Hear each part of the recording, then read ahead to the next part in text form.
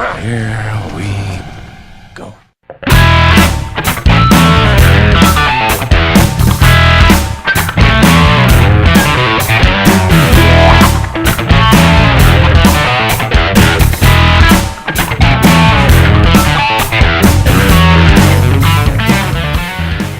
Purge election year is written and directed by the talentless, money-grubbing hack that wrote and directed the first two Purge movies. The Purge election year once again takes place during the Purge night where all crime including murder is legal. Except this year it is now legal to murder government officials, so this year a presidential candidate is targeted because she wants to eliminate the Purge. And we can't have that because if she eliminates the Purge, how are we supposed to get more movies, guys? Now if you can't tell, I hate these movies. The only thing I can really say positively is the first one has a neat premise. But unfortunately, these movies are so painfully cliche and rely so heavily on violence that I cannot stand but to point at these movies and say this is why we can't have nice things. Now some of you may know, I'm a bit of a horror snob.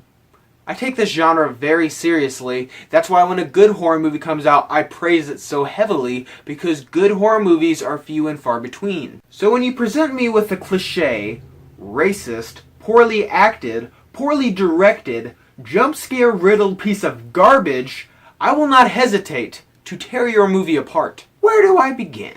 First off, this movie tries to be this intellectual, social, political commentary.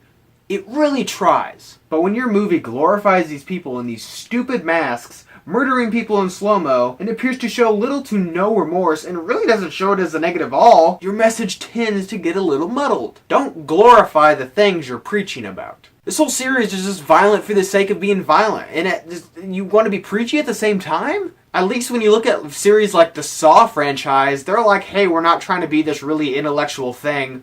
We just like murdering people. At least it's honest about it. This is also one of the worst acted movies I've seen this entire year. This film has some bafflingly overacted performances. And if you plan on seeing this movie, and I implore you, if you enjoy your money or time, you will not go to see this movie.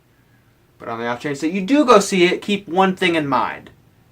Candy bar. And if you've seen this movie, you know what I mean. But it's because of these absurdly overacted and just garbage performances that I had to tell myself not to leave. I was like, Garrett, you paid $4 to be here. That's hard-earned money. Don't leave. Just stay, watch it. You don't gain anything but maybe an hour. And not only is this movie horribly acted, but it's incredibly racist. I kid you not. There is a black guy in this movie, and he says, verbatim, "We've got to move. We've got to get out of here. We're sitting here like a bucket of mother effing chicken." And that's just a small sample of the shockingly racist things they say in this movie. You know the perfect way to describe this film? It's like if Michael Bay tried to make a horror movie. Enough said. And you know, I don't even know if I can put much blame on the actors because I am convinced that this screenplay was written in finger paint and crayon. There's this scene where there's this guy and he owns a convenience store and he gets a call and it's the insurance company saying that they're canceling his plan or whatever because they want to make money off Purge Night and they can't make money if they're paying for damages. So he gets off the phone, puts the phone down, pretty much turns to the camera and says, "I guess I gotta take care of this place myself." If you can't tell, I hated this movie. It's racist, it's poorly acted, poorly directed, and is a complete waste of time. In fact, I'm done talking about it. I'm sorry guys, I can't do it anymore. I'm over it. Thanks guys for watching today. Subscribe.